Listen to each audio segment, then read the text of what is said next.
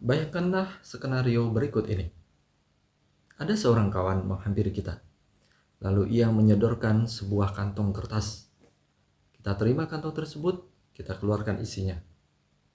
Bayangkanlah dari dalam kantong itu, kita ambil sebuah benda padat yang tingginya kurang lebih sepanjang telapak tangan kita.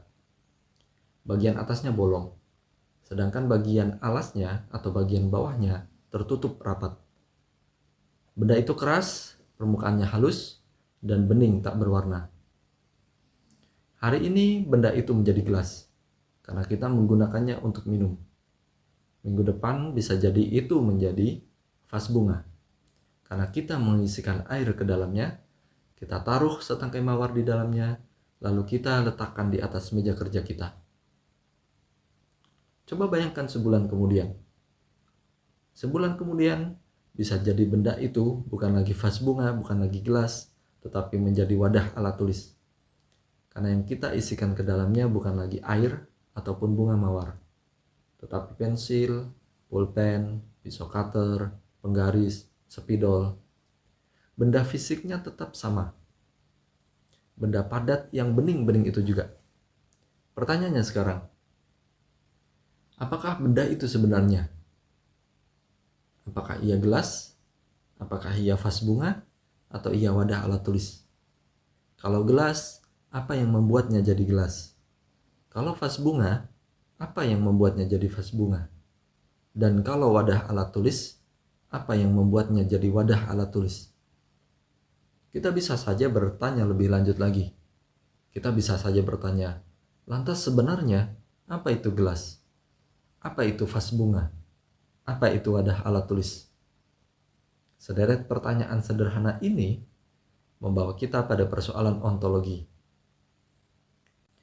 Ontologi bersama-sama dengan epistemologi dan aksiologi merupakan satu dari 3 sistematika atau cabang utama di dalam kajian filsafat. Seringkali ontologi juga dipandang sebagai sistematika yang pertama, yang mendahului epistemologi maupun aksiologi. Kalau kita tilik etimologi atau asal katanya, ontologi berasal dari bahasa Yunani kuno on atau ontos, yang artinya ada, atau dalam bahasa Inggris being, dan logos, yang dapat kita artikan kurang lebih sebagai akal atau ilmu. Dengan demikian, secara harfiah, kita dapat menyebut ontologi sebagai ilmu tentang ada. Secara leksikal atau definisi menurut kamus, terutama di dalam kamus bahasa Inggris yang diterbitkan oleh Oxford, ontology is the branch of metaphysics dealing with the nature of being, atau cabang ilmu filsafat yang berhubungan dengan hakikat ada. Pertanyaannya sekarang, mengapa ada? Mengapa kajian atau ilmu yang membicarakan tentang hakikat kita sebut sebagai ilmu tentang ada? Jika kita lihat dari definisi yang sudah saya sampaikan barusan, maka dapat kita pahami bahwa ontologi berusaha memahami hakikat atau intisari dari segala sesuatu. Dan yang paling hakiki, yang paling mendasar, yang harus dimiliki oleh sesuatu sebelum sesuatu itu memiliki sifat, ciri-ciri, atau kualitas yang lain adalah ada itu sendiri. Sebongkah batu harus ada sebelum ia memiliki ukuran besar, sedang, atau kecil. Sebelum ia memiliki warna gelap, terang, atau belang-belang, dan sebelum ia memiliki tekstur yang halus atau kasar. Setangkai mawar harus ada sebelum ia memiliki warna merah, kuning, atau putih. Dan seekor kucing harus ada sebelum ia memiliki bulu hitam, orange, putih, atau belang-belang, atau warna bulu yang lainnya. Dengan kata lain, apapun itu, ia harus ada terlebih dahulu sebelum ia memiliki warna, ukuran, tekstur, aroma, atau kualitas-kualitas yang lain. Ada mendahului kualitas apapun yang mungkin dimiliki oleh sesuatu. Inilah mengapa ilmu atau penyelidikan tentang hakikat segala sesuatu disebut dengan ilmu tentang ada. Singkatnya, ontologi. Untuk membedakan antara apa yang benar-benar mendasar dan hakiki dengan apa yang boleh ada, boleh tidak, di dalam ontologi kerap digunakan konsep substansi atau substance dan aksidensi atau accidents. Substansi adalah apa yang benar-benar mendasar dan hakiki, atau kita biasa menyebutnya dengan istilah sesuatu yang niscaya. Jika sesuatu kehilangan substansinya, maka ia akan menjadi tiada, berhenti ada, atau berubah menjadi sesuatu yang lain. Sedangkan aksidensi adalah sesuatu yang boleh ada, boleh juga tidak ada, atau kita menyebutnya dengan istilah kontingensi. Jika sesuatu kehilangan aksidensinya, boleh jadi ia berubah, namun ia tetap ada dan tidak berubah menjadi sesuatu yang lain. Mari kita ambil contoh sederhana seekor kucing. Coba bayangkan seekor kucing. Seekor kucing boleh saja berbulu lebat, boleh juga berbulu tipis, atau bahkan ada kucing yang tidak berbulu sama sekali. Namun ia tetaplah seekor kucing. Bulunya boleh saja berwarna hitam, boleh juga berwarna orange, putih, abu-abu, belang-belang, atau loreng-loreng. Mau yang manapun itu, ia tetap seekor kucing. Buntutnya bisa saja panjang, bisa jadi pendek, boleh lurus, boleh bengkok, atau ada pula yang hampir-hampir tidak punya buntut sama sekali. Namun ia tetap seekor kucing. Dengan kata lain, mau tebal atau tidak bulunya, warna dan corak bulu, ukuran dan bentuk ekor, atau banyak kualitas lain yang mungkin ada pada seekor kucing, hanyalah aksidensi. Warna bulu tertentu, bentuk ekor tertentu, perangai tertentu boleh ada dan boleh tidak pada seekor kucing. Tapi kucing itu tetap kucing. Bahkan pada skenario yang buruk misalnya kucing kita diinjak mobil atau kereta, kemudian kehilangan buntut atau salah satu kakinya, ia tetaplah seekor kucing. Kucing yang berkaki 3 atau kucing yang tak berekor sama sekali, tetaplah seekor kucing. Ini karena semua kualitas atau ciri-ciri tadi merupakan aksidensi. Namun kita coba bayangkan, jika seekor kucing kehilangan kekucingannya. Jika kekucingan itu hilang, maka ia bukan lagi seekor kucing. Sekalipun kakinya masih 4, bulunya masih orange, dan buntutnya masih panjang atau pendek.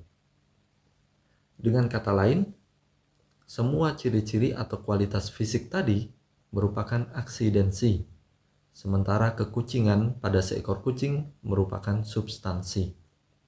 Coba bayangkan, misalnya ada satu binatang yang memiliki 4 kaki, 1 buntut, dan 2 kuping yang runcing. Binatang itu bisa jadi apa saja. Tapi kalau kita lekatkan kekucingan padanya, maka ia akan menjadi kucing. Kalau kita lekatkan kekudaan, maka ia akan menjadi kuda. Dan kalau kita lekatkan ketikusan, ia pun akan menjadi tikus. Membedakan apa yang menjadi substansi dan mana yang sekedar aksidensi, ini merupakan salah satu pekerjaan yang paling mendasar di dalam ontologi. Bahkan, perbedaan pendapat dalam menentukan mana yang menjadi substansi dan mana yang sekedar aksidensi dari realitas menjadi pangkal yang melahirkan setidaknya 3 aliran utama di dalam ontologi, yakni realisme, idealisme, dan konstruktivisme. Mari kita bahas satu persatu gagasan dasar dari ketiga aliran pemikiran ini. Pertama, realisme. Coba bayangkan kita memiliki uang kertas seratusan ribu rupiah sebanyak 1000 lembar. Kita tumpuk semua uang itu, kita tata dengan rapi, kemudian kita taruh di dalam sebuah kotak besi yang kita gembok. Lalu kotak itu kita letakkan di dalam lemari yang terkunci rapat. Ketika kita menaruhnya di dalam kotak besi, apakah uang itu masih ada? Ya, masih ada. Ketika kotaknya kita taruh di dalam lemari, apakah uang itu tetap ada? Iya, tetap ada. Jika kemudian hari itu kita pergi bekerja atau pergi ke kampus misalnya, dan selama seharian tidak terjadi apa-apa, mari kita bayangkan, apakah saat kita kembali ke rumah pada hari itu, uang itu masih ada? Ya, kita yakin masih ada. Itulah posisi dasar seorang realis. Bahwa dunia luar atau dunia objektif, yakni semua benda dan fenomena yang terjadi di sekitar kita di luar sana, termasuk uang tadi, itu nyata dan benar-benar ada. Inilah karakteristik realisme yang pertama. Apakah uang tadi kita taruh begitu saja dan kita tinggalkan, atau kita pegang erat-erat, kita pelototi seharian, ia tetap ada. Entah kita cintai uang itu mati-matian, entah kita mau menyimpannya sekedar sewajarnya, atau bahkan kita tak peduli sama sekali dengan uang itu tetap akan ada di dalam kotaknya. Dengan kata lain, karakteristik realisme yang kedua adalah bahwa dunia luar atau dunia objektif itu acuh tak acuh terhadap keberadaan nalar kita, terhadap keberadaan manusia. Apapun yang kita pikirkan tentang dunia luar, apapun yang kita rasakan tentang dunia luar itu sendiri tidak peduli. Apakah manusia itu ada atau tidak di dunia ini tetap ada. Bumi tetap berputar, matahari tetap terbit dan tenggelam. Sebongkah batu akan tetap menjadi sebongkah batu. Sebatang pohon nangka akan tetap menjadi sebatang pohon nangka. Tak peduli pikiran atau apapun perasaan kita. Tak peduli kita senang, kita sedih, kita bahagia, atau kita menderita, pohon nangka tetaplah pohon nangka. Oleh karena itu, karakteristik yang ketiga dari realisme menyatakan bahwa yang substansi itu di dunia luar atau dunia objektif. Jika dirangkum ke dalam definisi leksikal atau definisi menurut kamus, khususnya kamus bahasa Inggris dari Oxford, maka realisme dapat dipahami sebagai the doctrine that matter as the object of perception has real existence and is neither reducible to universal mind or spirit nor dependent on a perceiving agent. Atau realisme memandang bahwa materi itu sungguh-sungguh ada, nyata, dan tidak bisa dibilang bergantung pada akal atau nalar yang memikirkannya. Kebalikan dari realisme adalah idealisme. Idealism, menurut kamus bahasa Inggris Oxford, merupakan any of various systems of thought in which the objects of knowledge are held to be in some way dependent on the activity of mind. Atau menurut idealisme, objek apapun di dunia ini bergantung pada akal atau nalar dalam satu atau lain cara. Maksudnya apa? Coba kita kembali ke contoh kita. Uang kertas rupiah yang kita simpan di dalam kotak besi itu terbuat dari kapas, yang kemudian dijadikan lembaran-lembaran kertas. Lalu diterapkan gambar-gambar dan tulisan-tulisan tertentu di permukaannya. Jika dilihat-lihat materialnya, uang-uang kertas itu sekadar lembaran-lembaran kapas yang dicetak. Uang menjadi uang hanya karena akal atau pikiran kita menganggapnya berharga atau bernilai. Jika akal berhenti memikirkannya dengan cara yang demikian, maka kertas bergambar tadi itu akan menjadi kertas belaka.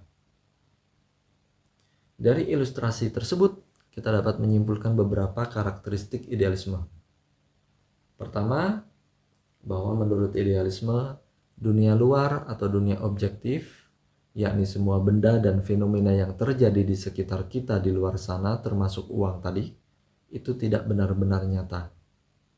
Kedua, dunia luar itu maya atau semu belaka karena ia bergantung pada keberadaan nalar atau akal yang memikirkannya. Jika akal atau nalar berhenti memikirkan dunia luar, maka dunia luar itu pun akan berhenti ada. Dengan demikian, karakteristik idealisme yang ketiga, bahwa substansi itu adanya bukan di dunia luar atau dunia objektif, melainkan di tataran ide, konsep, atau gagasan. Coba bayangkan satu contoh lain. Bayangkan jika uang di seluruh dunia ini tiba-tiba lenyap. Atau misal, besok pagi kita kumpulkan semua uang yang ada di dunia ini. Baik uang kertas, uang logam, uang yang masih berlaku atau yang nggak berlaku, uang dari zaman ini atau zaman sebelum kita, pokoknya semua yang pernah kita sebut sebagai uang, kita kumpulkan di satu lapangan yang besar. Lapangan Monas atau lapangan apapun yang jauh lebih besar kalau perlu. Kemudian, uang dari seluruh dunia itu kita bakar habis. Kita hancurkan selebur-leburnya sampai nggak ada sisa lagi. Apakah di dunia ini masih ada uang? Bagi idealisme, jawabannya jelas, masih. Kenapa? Karena di dalam pikiran kita masih ada konsep uang. Sekalipun semua benda yang kita sebut uang, itu telah kita hancurkan. Selama masih ada yang memikirkan uang, sekalipun hanya satu orang, maka selama itu pula uang tetap ada. Sebaliknya, coba kita ambil contoh. Jika besok semua manusia tiba-tiba hilang ingatan tentang uang, atau uang tidak lagi ada di dunia ini. Sebaliknya, kita bisa juga mengambil contoh lain. Jika besok tiba-tiba semua manusia hilang ingatan tentang uang, maka uang tidak akan ada lagi di dunia ini. Sekalipun kertas-kertas bergambar atau koin-koin yang kemarin kita namakan uang itu bendanya masih ada, barangnya masih ada di mana-mana, namun pada saat itu uang tidak ada lagi di dunia ini. Jika tidak ada seorang pun yang memiliki ingatan tentang uang atau memikirkan uang, maka semua benda tadi itu tak lebih dari kertas-kertas dan kepingan-kepingan logam. Dengan kata lain, benda-benda tadi menjadi uang dengan sepenuhnya bergantung pada apa yang kita pikirkan. Aliran pemikiran yang ketiga muncul jauh setelah realisme dan idealisme. Aliran ini disebut dengan konstruktivisme atau konstruksionisme dan berkembang paling pesat terutama di berbagai cabang ilmu sosial seperti sosiologi, antropologi, psikologi, maupun cabang-cabang ilmu sosial yang lain. Secara etimologi atau asal kata, konstruktivisme berasal dari bahasa Inggris construction, yang sebenarnya diadopsi dari bahasa Latin constructivus, construere, yang berarti to heap up atau menumpuk, menyusun. Sebagaimana akar katanya, menurut pandangan konstruktivisme, realitas itu tidak ada substansinya. Realitas atau segala sesuatu itu hanyalah konstruksi sosial belaka. Konstruksi sosial yakni susunan atau bangunan yang dibuat-buat oleh manusia yang hidup secara bersama-sama. Mari kita kembali ke contoh uang. Misal, kita mengambil selembar uang dari kotak penyimpanan kita. Kemudian kita pergi ke penjual gorengan. Di sana kita mengambil 10 buah tempe, 10 buah tahu, 10 buah cireng, 10 buah pisang goreng, dan 10 buah bakwan. Ketika kemudian kita berikan lembaran uang yang kita punya kepada penjual gorengan tersebut, dia nggak akan kebingungan. Dia juga tidak akan menolaknya. Kita mengerti apa yang terjadi ketika kita berangkat membawa uang seratusan ribu rupiah pulang membawa sekantong besar gorengan. Penjual gorengan pun mengerti apa yang terjadi ketika gorengannya kita tukar dengan selembar kertas warna-warni. Semua ini terasa wajar, baik bagi kita maupun bagi penjual gorengan tersebut, karena interaksi kita terjadi di dalam sebuah konstruksi sosial yang menyatakan bahwa uang dapat ditukar dengan gorengan atau benda lain yang dianggap setara atau senilai dengan uang yang kita punya. Dan konstruksi sosial ini bukanlah sesuatu yang alamiah, bukan sesuatu yang ada dari sananya, bukan sesuatu yang ada begitu saja di dunia ini ketika manusia pertama tercipta. Konstruksi sosial itu muncul perlahan-lahan, seiring dengan perjumpaan dan interaksi manusia dengan manusia yang lainnya. Dengan kata lain, realitas sebagai konstruksi sosial tidak memiliki substansi, namun realitas itu murni aksidensi. Kurang lebih itulah pandangan konstruktivisme. Pada titik ini, kita dapat menarik beberapa kesimpulan. Pertama, ontologi mengkaji dan menyelidiki hakikat dari yang ada, yakni dengan membedakan antara mana yang substansial dan mana yang aksidental. Kedua, perbedaan dalam memutuskan substansi dari realitas menghasilkan 3 aliran pemikiran di dalam ontologi, yakni realisme, idealisme, dan konstruktivisme. Ketiga, bagi realisme, yang substansial adalah dunia luar, dunia objektif, atau dunia material. Bagi idealisme, yang substansial adalah ide, konsep, atau gagasan. Dan bagi konstruktivisme, tidak ada substansi. Realitas ini bagi konstruktivisme sepenuhnya aksidensi.